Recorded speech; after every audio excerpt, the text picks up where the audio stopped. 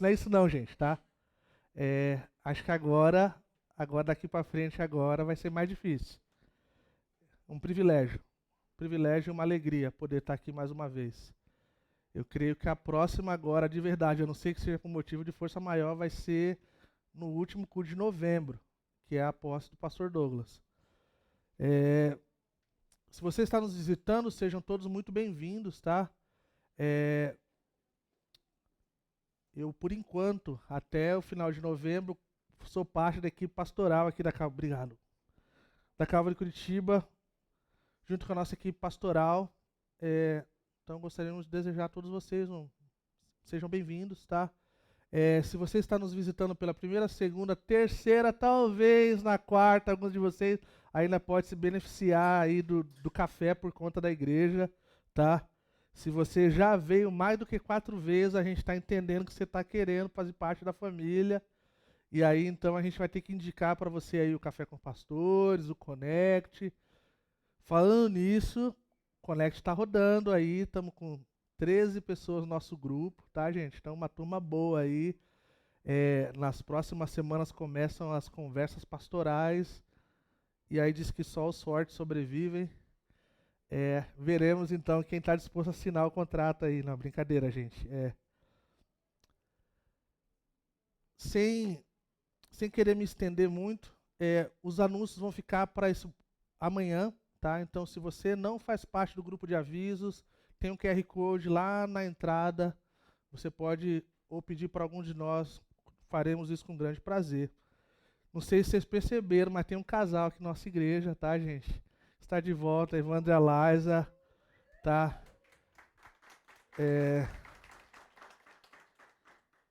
Muito bom tê-los conosco, tá?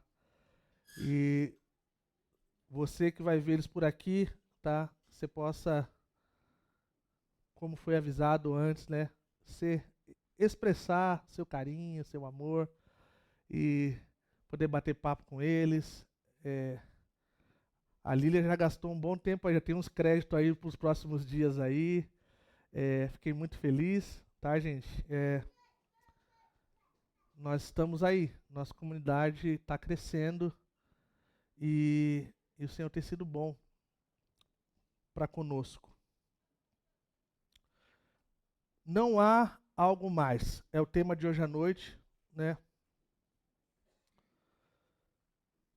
Talvez se fosse em outro cenário, talvez se eu fosse ensinar através do livro de Gálatas, da epístola, da carta de Gálatas, talvez seria uma arte talvez um pouco mais diferente, talvez teria um tema talvez como se fosse um remédio alterado.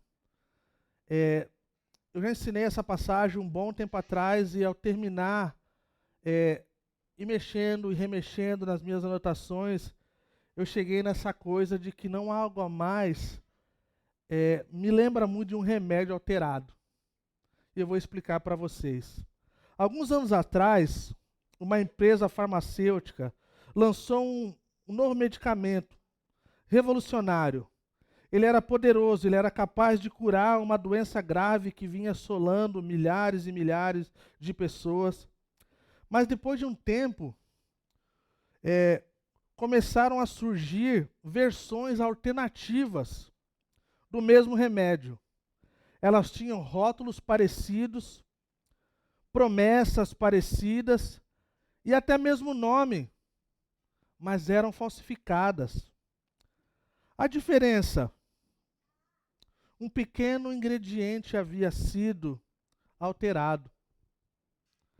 E aquele detalhe quase imperceptível transformava um remédio que salvava em algo que podia matar. E a mesma coisa estava acontecendo na Galácia, algo muito parecido.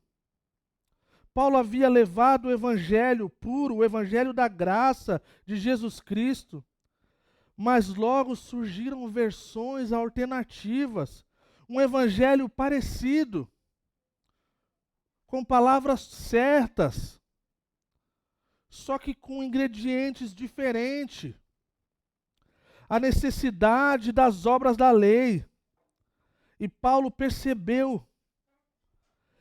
ele percebe isso não era apenas uma pequena diferença, era uma ameaça mortal ao verdadeiro evangelho. Por isso nós vamos olhar em Gálatas capítulo 1, do versículo de 6 a 10, nós vamos ver a forma que Paulo reage com espanto e firmeza. Ele começa dizendo: eu estou admirado que vocês estejam se afastando tão depressa daqueles que o chamou pela graça de Cristo para seguirem outro evangelho. E aí logo depois, no capítulo 2, no versículo de 11 a 13, ele mostra que nem mesmo Pedro, o apóstolo Pedro, o grande Pedro, escapou dessa tentação de distorcer o evangelho. Quando, por medo da opinião dos outros, ele se afastou dos gentios. Paulo entende, o evangelho não é algo que podemos ajustar conforme a situação. Ele é o remédio perfeito e qualquer adição ou subtração o transforma em algo que deixa de cumprir o seu propósito de curar e salvar. Então, meus irmãos, hoje nós vamos ver nesses dois textos como Paulo nos ensina que o evangelho não pode ser negociado, não pode se tornar algo secundário, não pode se tornar algo que nós não vamos dar a importância como se a nossa vida dependesse disso. Nem por conveniência, nem por medo, nem por pressão. Ele é a verdade que liberta e precisamos defendê-lo, viver por ele e permanecer nele. O nosso irmão falecido, grande teólogo, Sproul, ele falava que quando nós erramos na nossa compreensão do evangelho, nós erramos a nossa vida por inteiro. Porque nós não estamos fundamentados no que é verdadeiro. Então nós vamos ver esse algo a mais, uma diferencinha aqui, outra ali, um nominho aqui, uma coisa ali. E quando nós nos depararmos com a realidade, que eu vou citar mais na frente alguns dos perigos que isso pode nos trazer e trazer para as nossas vidas, nós vamos entender então que nós estamos fundamentando a nossa fé, a nossa vida, a nossa família em algo que não é verdadeiro. Isso se torna, na verdade, uma outra coisa, não proposta por Jesus Cristo, não proposta pelos apóstolos, não proposta pela igreja primitiva. Então a gente começa olhando aqui só para um pouquinho de um panorama, talvez um pouquinho aqui, só para a gente entender um pouquinho dessa carta.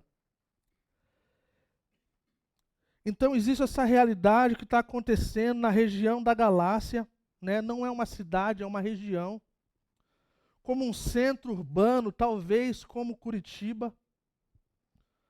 Essa região era chamada também de Ásia Menor, onde se encontra o lindo país da Turquia, hoje.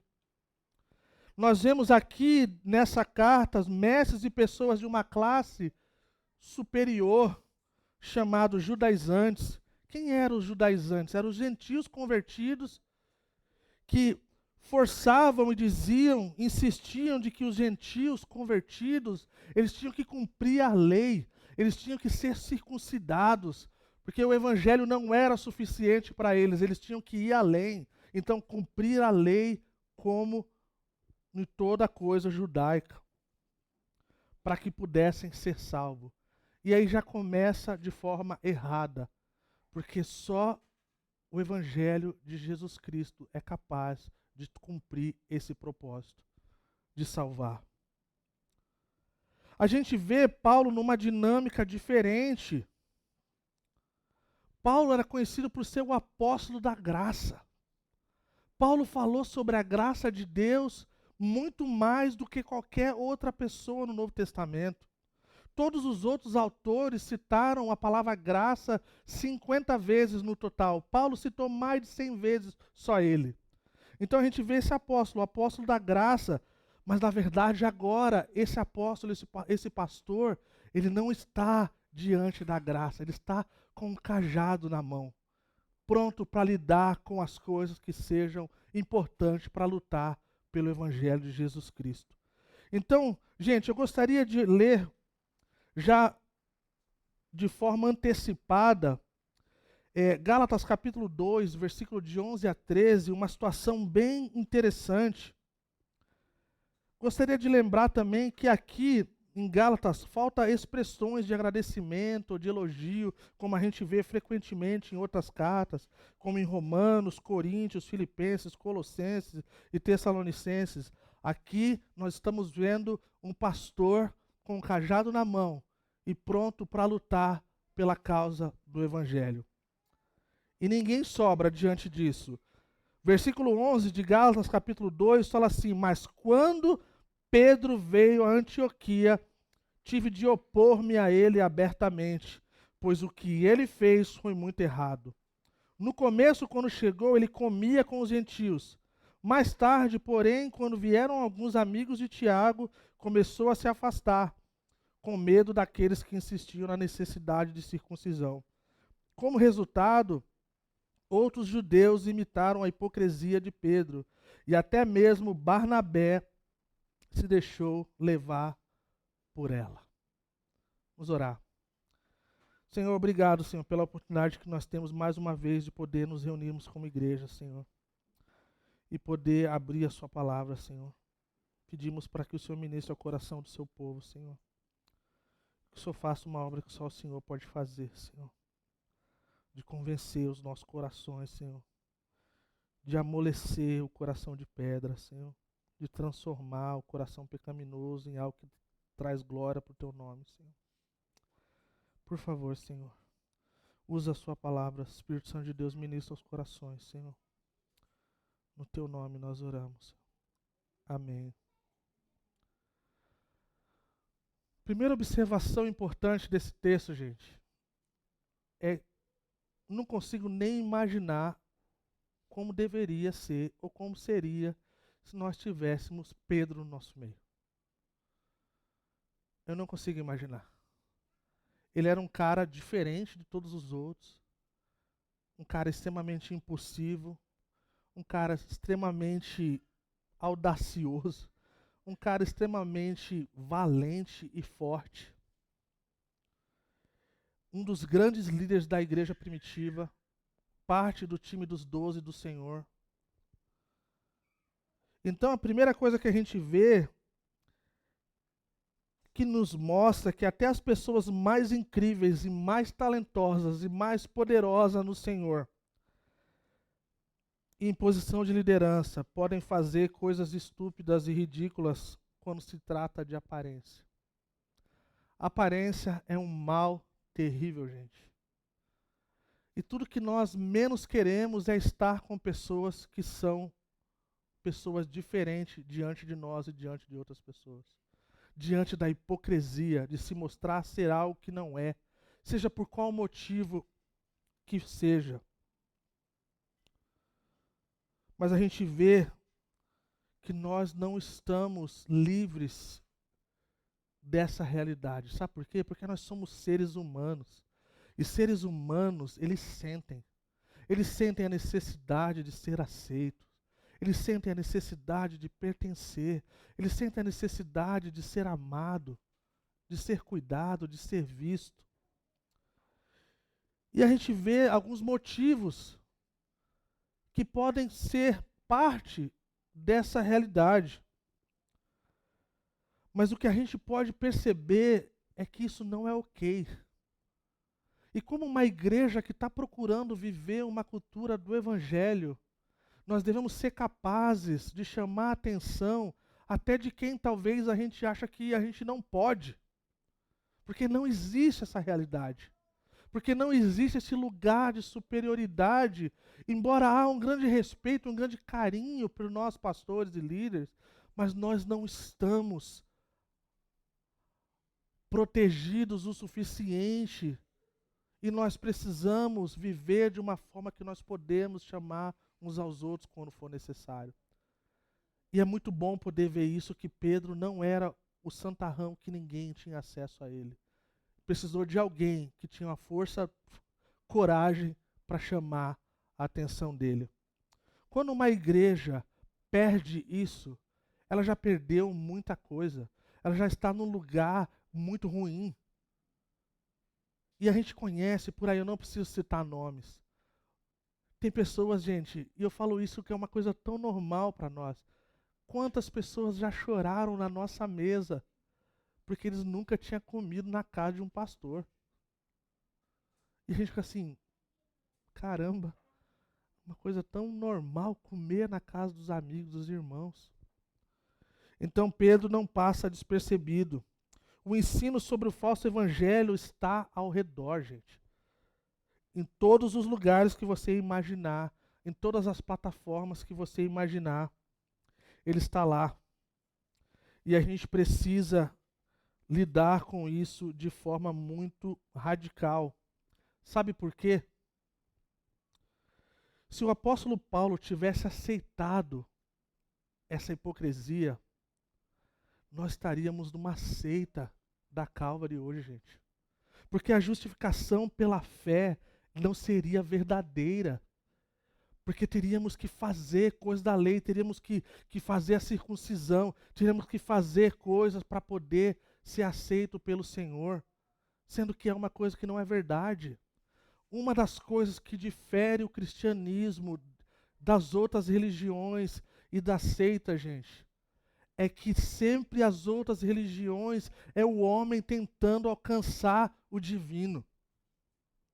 E o cristianismo, Jesus, ele vem e ele nos alcança. E ele vem até nós, ele nos mostra que as nossas obras são importantes, mas elas jamais vão ser capazes de nos levar ao céu. Porque no nosso melhor dia, nós estamos carentes da graça e do sacrifício de Jesus. Então, gente, a doutrina da justificação pela fé, ela é de extrema importância, porque é pela fé, é somente pela graça. São os pilares da reforma protestante. É pela fé, é pela graça, é pelas escrituras, é por Cristo, não por causa de mim, não por causa de você, não por causa das coisas que eu fiz, não das coisas que você faz. Então, o que nós devemos fazer como ponto partida diante disso, e já desde então, nessa introdução, sermos lembrados, é que nós precisamos nos apegar ao Evangelho da Graça. O Evangelho da Graça que vem do Senhor, que o Senhor derrama sobre o seu povo. Jesus veio para dar graça, e graça abundante para que a gente pudesse transbordar de graça, transbordar de bondade. Então, Paulo não aceita isso. Paulo não entende que é a forma correta. Não é o homem que dita a salvação, não é o homem que dita o que deve ser feito ou o que não deve ser feito. É o Senhor e a própria Sagrada Escrituras. Então, capítulo 1, a partir do versículo 6, ele já começa com uma expressão bem forte. Ele fala assim: admiro-me que vocês estejam se afastando tão depressa daquele que os chamou para si por meio da graça de Cristo. Então, gente, eu não creio que nós, como Calvary, estamos nesse lugar. Tá? Quero deixar bem claro. Eu não creio. Mas eu quero nos alertar. Porque isso é tão sutil. É tão sutil. Paulo ele está em outras palavras, ele fala assim, cara, eu não estou acreditando. Eu estou bravo com vocês, eu estou de cara com vocês, eu não acredito que de forma tão rápida, tão depressa vocês caíram nessa. Paulo gastou tanto tempo indo em vários lugares, fazendo tantas coisas, plantando igrejas, e ele fica então indignado com a realidade, que assim, era como se todo o esforço fosse jogado fora, tipo assim, poxa, gastei tanto, caramba, andei pra caramba. E quem sabe o testemunho de Paulo, ele sabe o quanto das coisas que ele passou. Chega a ser, né, se fosse qualquer outra pessoa nos dias de hoje, né, ia soar engraçado, né? Como a gente vê os apóstolos da TV, o pessoal, né, falando que naufragou, que a cobra mordeu, que não sei o que lá, que teve que pedalar e aí correu, e aí o cachorro correu, e aí saiu lá na África, e na África apareceu no Brasil. Já viu essa história? Mas o testemunho de Paulo é radical por causa do evangelho. Ele foi quem escreveu: eu não me envergonho do evangelho. Então ele levava isso de forma muito séria. Então, gente, e a gente também deve levar isso a sério. A realidade, né, parafraseando Lutero, né, Paulo fica indignado diante da realidade que gastou tanto tempo e determinação para plantar e equipar e treinar os santos, um trabalho de décadas. Aí vem falsos mestres e pessoas com intenções erradas e praticamente jogam fora o trabalho de anos em pouquíssimo tempo. E é mais ou menos isso, gente. Requer um esforço, uma dedicação muito grande para ser uma igreja centrada no Evangelho. Dá trabalho, gente. Dá trabalho para ensinar, dá trabalho para lidar com as coisas, dá trabalho para todo domingo ficar de forma pedagógica, repetindo. Uma das coisas mais difíceis de igreja, gente, vou ser bem honesto com vocês, é que a gente nunca vai agradar todo mundo. E é impressionante como domingo ou qualquer outra coisa que a gente faz, algumas pessoas vão se sentir como se a nossa igreja fosse a melhor igreja do mundo. Mas para alguns não é talvez a pior. E aí, tipo assim, tal coisa foi incrível. Não, mas não foi, foi muito ruim. Aí você fica tipo assim, e aí, como é que faz? Cara, a gente fica com a palavra. A gente fica, cara, isso aqui é bíblico. Cara, isso aqui é algo que o Senhor, cara, coloca como importante. Então, o evangelho da graça é de extrema importância e é algo que, embora a gente costuma brincar, que é de graça, Jesus pagou por isso, para que a gente não precisasse pagar, mas custou muito. Custou a vida do nosso Senhor. Custou Ele padecer. Custou Ele sofrer e morrer, para que a gente pudesse desfrutar do que a gente está desfrutando hoje. E a gente está desfrutando de grande bondade. A gente está desfrutando de grande coisa que o Senhor está fazendo, né? E aí ele fala que aqueles que o chamou, Paulo está falando da responsabilidade daqueles que o chamou por meio da graça de Cristo. Nós não fomos chamados por nenhuma outra coisa. Se você ver no começo dessa carta, Paulo está falando: Paulo, apóstolo enviado, não por parte de homens, nem por meio de pessoa alguma, mas por Jesus Cristo, por Deus Pai que o ressuscitou dos mortos. Esse evangelho que Deus nos chamou, que Jesus nos colocou diante desse mundo tenebroso para vivermos e carregarmos conosco. Em outras palavras, vocês estão seguindo um caminho diferente, mas não há algo mais. Estão vivendo outro evangelho, mas nem há outro evangelho. Ele começa a lidar com essa realidade, que ele fala que não há, mas depois ele fala que há, e aí ele começa, na verdade, a se expressar. Um dos pontos de extrema importância nesse texto, gente, a gente está seguindo aqui no versículo 2, no versículo 7, desculpa. Ele fala da rapidez, né, com que foi abandonado. Ele fala que na realidade não é, versículo 7, que na realidade não é o evangelho. O que ocorre é que as pessoas estão perturbando, querendo perverter o evangelho de Cristo. Gente, uma das coisas que a gente não pode deixar passar despercebido, e é de extrema importância a nossa compreensão do evangelho de Jesus Cristo, é que quando nós nos afastamos desse evangelho, nós estamos nos afastando do próprio Cristo. É como se fosse, a morte de Cristo é importante, mas isso aqui é importante também. Vocês estão entendendo, gente? Não é uma coisa que a gente escolhe ir para um lado diferente e está tudo bem. Não, porque contradiz. Não, porque diz outra coisa. Não, porque Jesus deixou bem claro. Então, está afastando de quem? Quem que Paulo está falando que esse caminho está nos afastando? Está nos afastando do próprio Deus, do próprio Cristo, que nos chamou à graça por meio da sua própria graça, para que a gente não tivesse para se gloriar. Interessante, estavam se afastando da pessoa que havia os chamado. E indo para uma ideia falsa, um evangelho diferente. Vou repetir, gente. Afastar-se do evangelho verdadeiro é sempre se afastar da pessoa de Jesus Cristo. Porque não condiz com as Sagradas Escrituras. Lutero questionava os cristãos com essa pergunta: vocês se permitirão ser levados tão facilmente para longe da fonte viva da graça e da vida? Vou repetir. Vocês se permitirão ser levados tão facilmente para longe da fonte viva da graça e da vida? A doutrina da graça, juntamente com a centralidade do Evangelho, servem como norte para uma vida saudável, de forma individual e coletiva.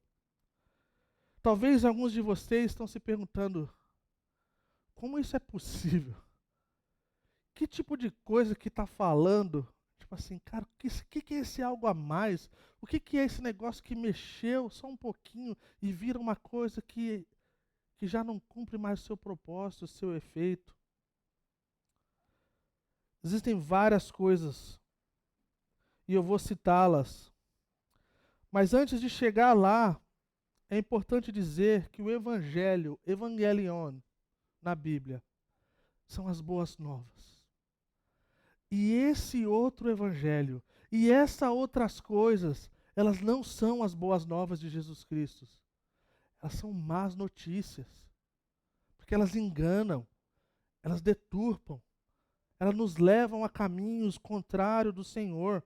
Então Paulo queria dizer que não há boas novas nesse outro lugar, que não há boas novas nesse outro evangelho. Não há. É apenas uma má notícia. Então realmente é uma boa notícia encapada ali com a capinha de boa notícia, mas não é, é má notícia. Esse não é o evangelho de forma alguma. Um evangelho que nos afasta de Deus, que o próprio Deus que nos chamou, não é o evangelho de Jesus Cristo. Alguém disse assim: não há meio termo entre a justificação cristã e a justificação pelas obras. Não existe alternativa à justificação cristã pelas obras. Se você não edificar a sua fé sobre a obra de Cristo, deve edificá-la sobre as suas próprias obras. E você pode escolher. E eu espero que você escolha a de Cristo, a justificativa cristã. Porque a justificativa cristã é que Cristo pagou o preço por nós. O preço que nós jamais poderíamos ter pago. E aí então nós podemos construir, edificar essa realidade de que o que flui de nós, na verdade, é um desejo ardente de viver para a glória do Senhor. Porque se Ele morreu por mim, porque Ele se entregou por mim, eu também posso me entregar por amor ao seu nome. Eu posso então abrir mão das coisas que eu mais amo para poder ver o seu nome exaltado na minha vida, na vida da minha família, no meu trabalho e nas coisas que o Senhor tem colocado na minha mão. E aí então, gente, esse algo a mais, ele é tão perigoso. E agora eu estou respondendo o que eu falei, o que pode ser um monte de coisa. Se você tem dúvida acerca do que você está lendo, do que você está ouvindo e do que você está assistindo, procure a nossa liderança. Porque pode ser que você está ouvindo tanta porcaria, e essas porcarias estão moldando seu coração, estão discipulando seu coração. Alguns de nós, talvez, nosso coração está tão discipulado por essa realidade, que nós já nem sentimos mais o que as coisas não deveríamos sentir. O peso do pecado talvez já está petrificado. E aí a gente percebe, gente, que tudo nessa vida é pedagógico, mexe com a gente, mexe com as nossas afeições, mexe com os nossos corações. Então, gente, ensino errado que tem cara de evangelho, tá cheio aí, gente. Eu já contei essa história para vocês, eu vou mudar um pouquinho agora. Um parente meu, para não dizer nomes, né? Falou assim, cara, eu acho que eu quero ser pastor. Porque ser pastor é muito fácil, mano. É só abrir a Bíblia lá no domingo e falar blá blá blá, blá blá blá, blá blá blá. E aí eu falei assim, caramba, deve ter alguns assim mesmo. Não, gente, dá trabalho. Dá trabalho, gente. Fazer a coisa de forma certa. Expor um texto das Sagradas Escrituras com fidelidade. Requer. Eu já falei isso para vocês, gente. Os pastores da Calvary Curitiba já gastaram muito dinheiro com livros, gente. Nos primeiros anos aqui, eu falei, eu não quis nem fazer as contas de quantos por cento do meu salário e das ofertas foi para livros. Porque nós cremos nesse negócio, gente. Nós cremos no efeito pedagógico que é uma igreja que lê bons livros e ouve boa teologia. Existe algo que nenhuma outra coisa pode fazer no meu coração e no seu coração. Então, por isso, muitos de vocês ganharam livros de presente. E não é porque você tinha uma teologia ruim, é porque a gente queria ver você lendo coisa boa. Muita coisa boa. Então nós apresentamos para a igreja o Tim Keller, nós apresentamos para a igreja o Tish Warren, a gente apresentou para a igreja muitas outras pessoas que não faziam parte do nosso vocabulário. Por quê? Porque isso gera algo no nosso coração que muda a nossa vida, muda a forma que nós vivemos como comunidade. E foi lendo um livro que as coisas começaram a mudar para mim, gente. E eu tinha que falar que eu leio minha Bíblia todo dia, que a Bíblia é o livro mais importante da minha vida, tá? Continua sendo e sempre será, mas tem alguns outros livros que são como de cabeceira para mim. E um deles é o livro Comunidade Cativante, do Mark Dever. O livro Comunidade Cativante, do Mark Dever, no final, ele tem um questionário e ele fala assim, cara, se as suas respostas no final forem até isso aqui, por favor, não plante igreja. Porque você vai reproduzir uma bomba atômica. Em outras palavras. Eu li aquilo, fui tomado de santo temor. Falei, não, a gente não vai plantar nenhuma igreja por um bom tempo. Porque a gente está bem, mas vai que, né? Não, mas depois de um tempo, essas coisas a gente foi. E hoje, gente, de verdade, eu leio esse livro, que é um livro que está sempre comigo, rabiscado de tudo quanto é lado. Eu falo assim, nós estamos nos tornando a comunidade cativante, que Jesus é o centro, e o Evangelho é pregado, e a Bíblia é exposta, e a comunidade está vivendo esse Evangelho no dia a dia, para a glória de Deus, em qualquer lugar, seja como for. Então, é doloroso para mim. Se você já fez isso, você está perdoado, está tudo certo. Já. Quando vem assim, caramba, você falou um negócio, me lembrou do fulano de tal. Mano, é um cara muito ruim. Tipo assim, mas muito ruim mesmo, assim. Já aconteceu isso algumas vezes. A gente tem que agir com uma graça, né? Tipo assim, nossa, obrigado. Tipo assim, puxa, cara, mas foi. Aí doeu. Não valeu nada estudar grego, pra ser comparado com o fulano ali do.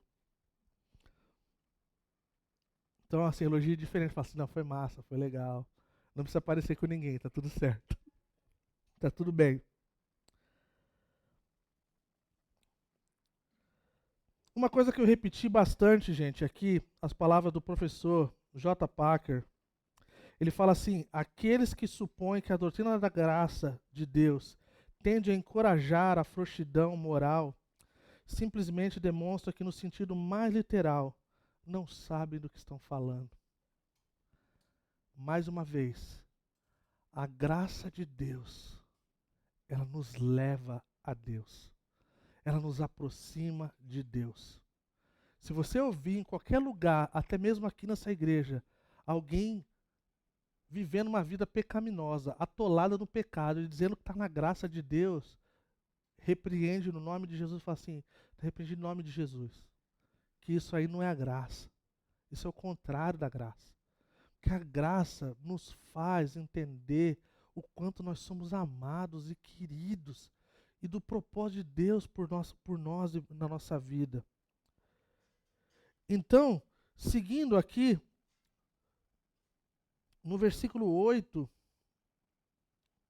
mas ainda que nós ou um anjo dos céus pregue um evangelho diferente daquele que lhes pregamos, que seja amaldiçoado.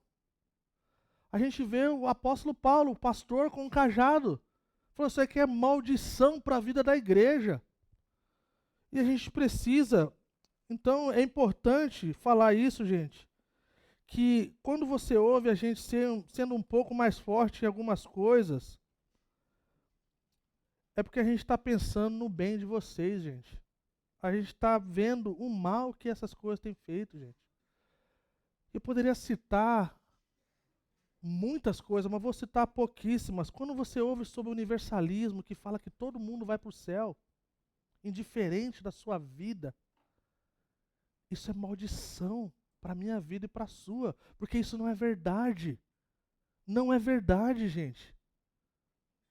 A Bíblia fala que isso não é verdade. A Bíblia fala que... Lembra do hino que minha mãe cantava, que eu falei uma vez? Minha mãe cantava, eu sou a porta que ao céu conduz, disse Jesus, disse Jesus. Salvar-se-á a quem por ela passar. Não existe outro caminho para o céu a não ser Jesus Cristo. Jesus falou, eu sou a porta que ao céu, ninguém vai ao Pai a não ser por mim. Então, gente, não há essa realidade. A salvação por obras, não, mas eu sou uma... Já conversou com alguém e falou assim, eu sou uma pessoa muito boa. Eu falo, cara, deve ser boa mesmo, sim, você deve ser incrível.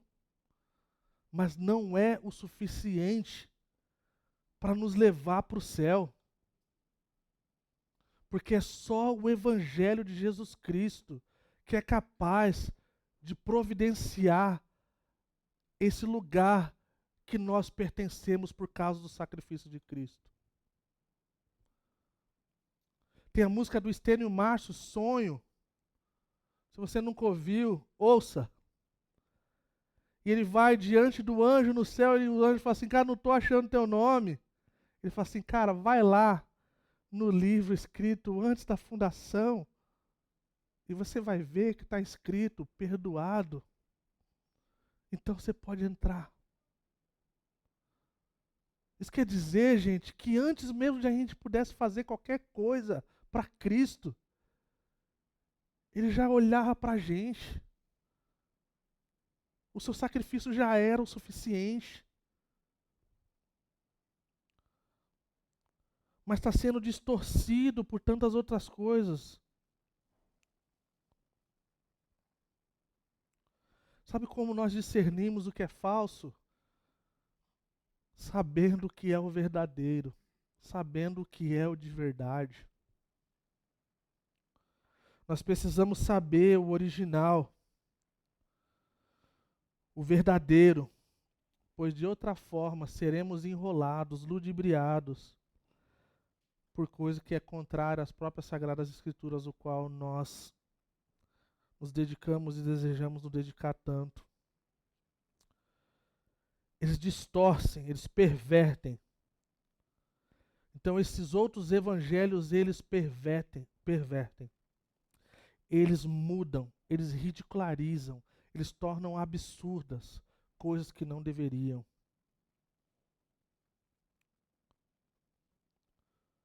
Nós precisamos do Evangelho de Cristo. O que é o Evangelho de Cristo? O que é o Evangelho?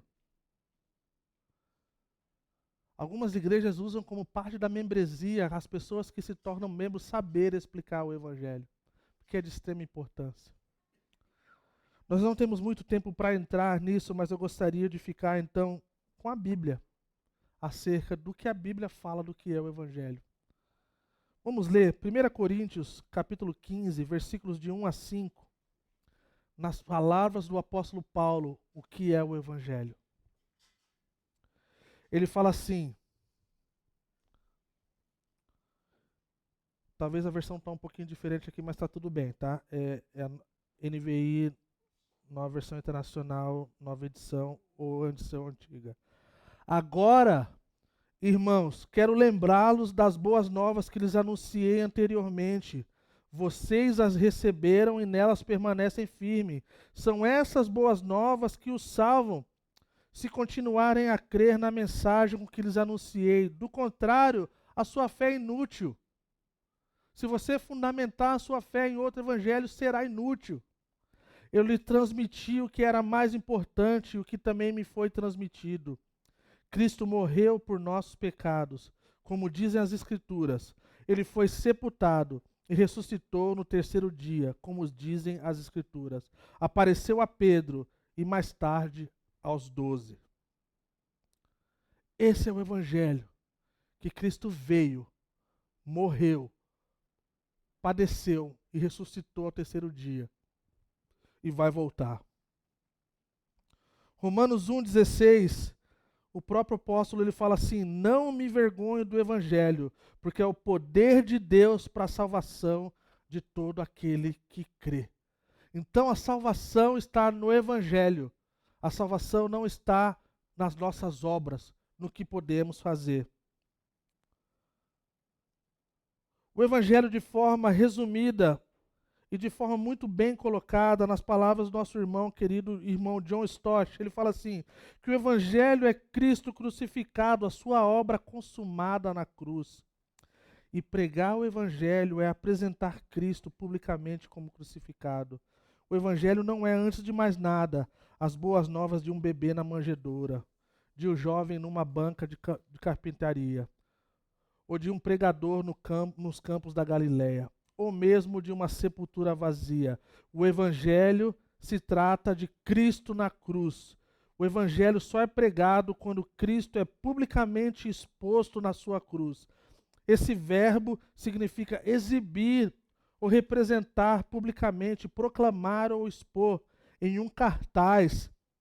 Era usado em referência a editais, leis e notícias que eram expostos em algum lugar público para que fossem lidos e também com referência a quadros e retratos. Isso significa que quando nós vivemos esse evangelho, pregamos esse evangelho, nós temos que nos referir ao acontecimento mais importante da história da humanidade, que é a morte de Jesus Cristo, o nosso Senhor e Salvador. Expor a doutrina da crucificação que salva, que onde Jesus fala que está tudo consumado, que acabou, está pago, é algo que nós precisamos descrever nas nossas relações do Cristo crucificado diante dos nossos olhos e dos olhos dessa geração. De modo que sejam confrontados com Cristo crucificado hoje e percebam que podem receber hoje a salvação de Deus vindo por causa desse sacrifício há mais de 2000 anos atrás, que o mesmo sangue que foi vertido na cruz do Calvário continua tendo total eficácia no dia de hoje, até o dia que Ele vai voltar para nos buscar.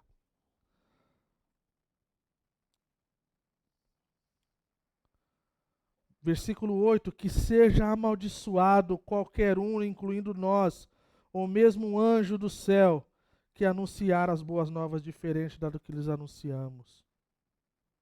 Repito o que disse antes, se alguém anunciar boas novas diferentes da que vocês receberam, que sejam amaldiçoados. Terminando, gente,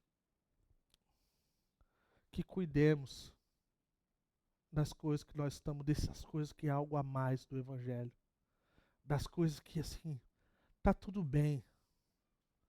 Gente, morreu, pelas coisas que nós cremos nas Sagradas Escrituras. Quando a Bíblia fala de uma coisa e é muito clara, é o suficiente para que seja algo que a gente possa morrer por ela. As coisas secundárias, elas são ok. A gente não precisa morrer talvez por elas. Mas as primárias, quando se trata da criação do homem e da mulher, quando se trata do pecado para a morte, quando se trata do que a Bíblia condena acerca do que é idolatria, acerca do que é contrário às práticas de um cristão, essas coisas, ainda hoje, cristãos estão morrendo em vários lugares do mundo por causa dessa fé.